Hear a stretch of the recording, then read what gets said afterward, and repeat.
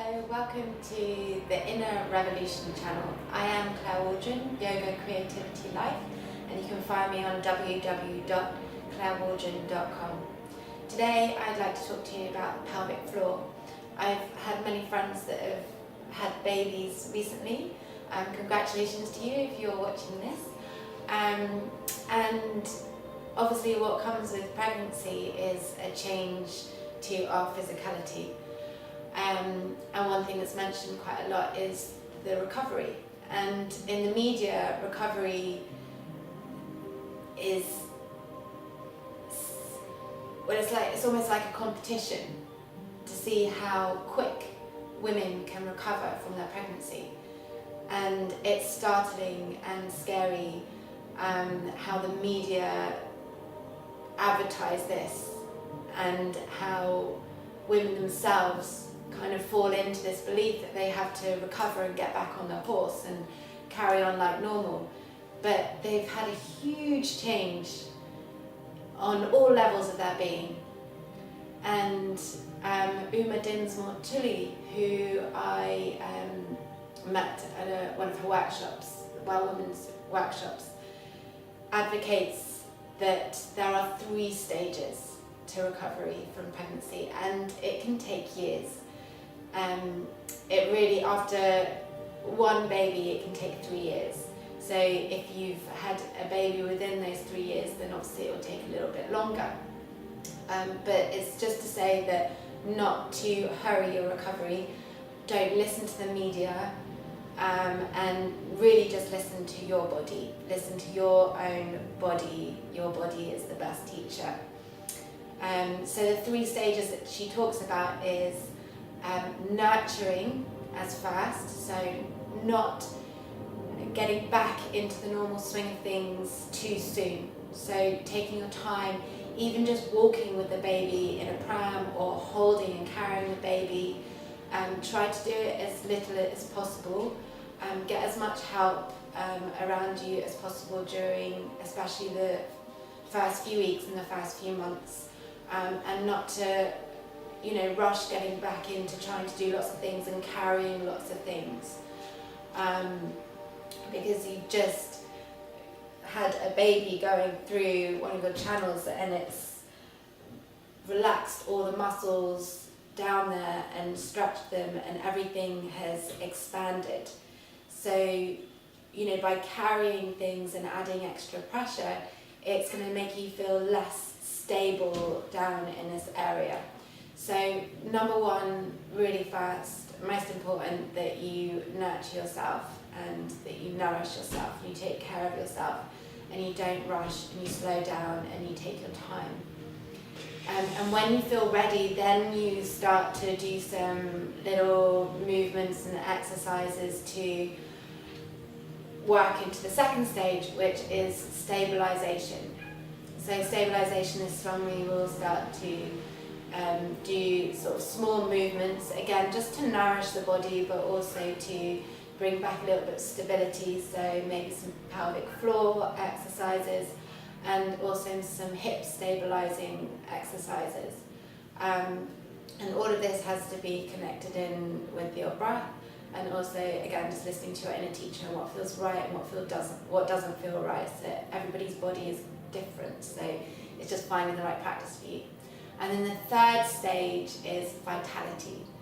So once you've done all those stages, nurture, nourishing, stabilizing, then it's vitality, and you can sort of feel the vitality in your body and all your energy channels feeling alive, and this is when you'll start to feel back to yourself. So again, the most important thing is not to rush. So today I am going to be just showing you a pelvic floor exercise. So if you have just had a baby, then really listen to your body and question, is it the right time to be practicing this yet? And if it isn't, then you can always come back to this video when you feel ready to be practicing. So one really important point is that in a lot of exercise classes we're told to tuck the tailbone under, when in actual fact what happens here is your pelvis is like a bowl. Okay, so the opening is at the bottom. When you tuck the tailbone under, the bowl is open and it's obviously facing directly down, and the force of gravity is acting on it. So if our pelvic floor muscles are weak, then the weight of our organs will basically just make us feel unstable and like our organs are going to all fall out. So in actual fact, it's not about tucking the tailbone under, it's about letting the pelvis be in its natural state. And for women, it is having a slight tilt backwards so that the front of the pelvis can hold your organs here, hold the bladder, so it doesn't feel like everything's falling out.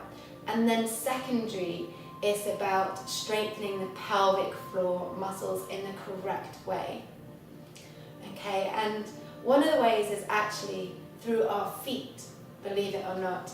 So the arches in our feet are connected all the way up into the pelvic floor, and the health of our feet is also connected to the health of our lumbar spine, where the lumbar and the sacroiliac joint meet. So we want to work with the feet when we're working with the pelvic floor. So one nice simple exercise is having the knees slightly apart. You can hold onto the shins and sitting nice and tall. You can rest some pillows underneath your legs as well to make it more comfortable. So as you breathe in, we're going to lift just the toes away. So we're pressing the balls of the feet together, and you can see the arches start to lift, which is what we're looking for. And then as you exhale, you relax the toes. So breathing in, we move the toes away from each other, press the balls of the feet together, and then exhale, relax. Breathing in, pulling the toes away, press the balls of the feet together. Notice this activation all the way up into the legs and into the pelvic floor, and then exhale, relax. Okay, we'll do two more. Breathing in and breathing out. So breathing out is when you relax. Breathing in, we're going to push the feet in towards each other, lifting the toes, and then exhale, relax. Good. Alright, and then we're going to do another one. We're coming onto our backs so we can help ourselves down. And we're going to make ourselves comfortable, bringing the chin slightly down towards the chest and resting the arms down by the sides. So here again, we're going to activate the feet. We're going to have the feet in a hip distance apart, so that's in line with your pelvic bones here rather than the outside of the hips. Okay, and the feet are parallel. So as you exhale, we're going to lift the toes away from the floor, just the toes, so not the whole feet. We're going to keep the balls of the feet on the floor so you can feel the arches of the feet lifting. And as you lift the toes, you're going to exhale, tilt the tailbone up towards the knees. So we're not lifting the bottom off, we're just tilting the tailbone up towards the knees. And you can feel all your organs kind of falling back in, and this is strengthening the pelvic floor. And as you exhale, you're going to relax the toes, and you might even want to tilt the tailbone backwards as though you're sticking the bottom out and you're getting a nice arch curve in the lower back.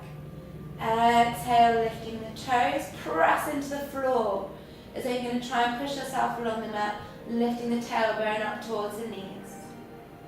Inhale, relax the toes and tilt the spine. Tilt the tailbone, arching the spine. Exhale again. Pressing into the toes, lifting the toes, pressing into the balls of the feet, and lifting the tailbone. Breathing in and release. So relax the toes and curve the spine. And again, exhale, lifting the toes, pressing into the balls of the feet. Really dig into the floor because we want to engage this earth energy. So really grounding energy by pushing through the feet. The earth energy is very stabilizing. Inhale, relax the toes and arching the spine.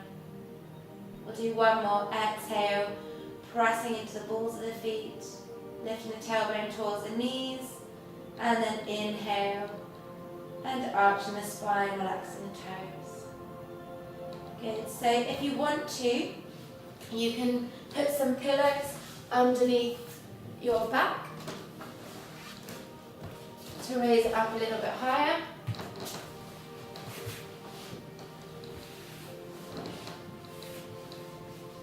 This is good as well. So if you have suffered from prolapse, then this is a nice way to just give a little bit of lift of your organs to kind of put them back into place.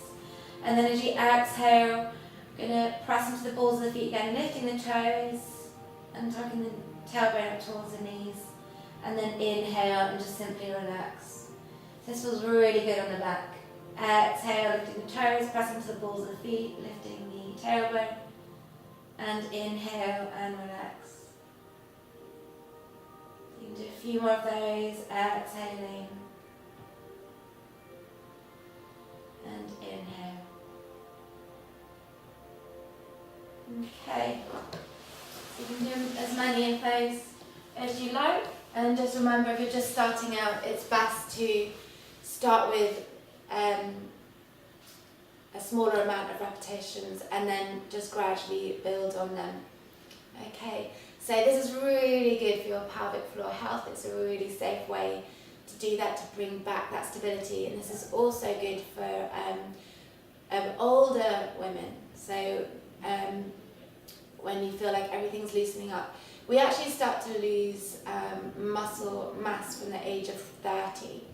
So general all over muscle strength.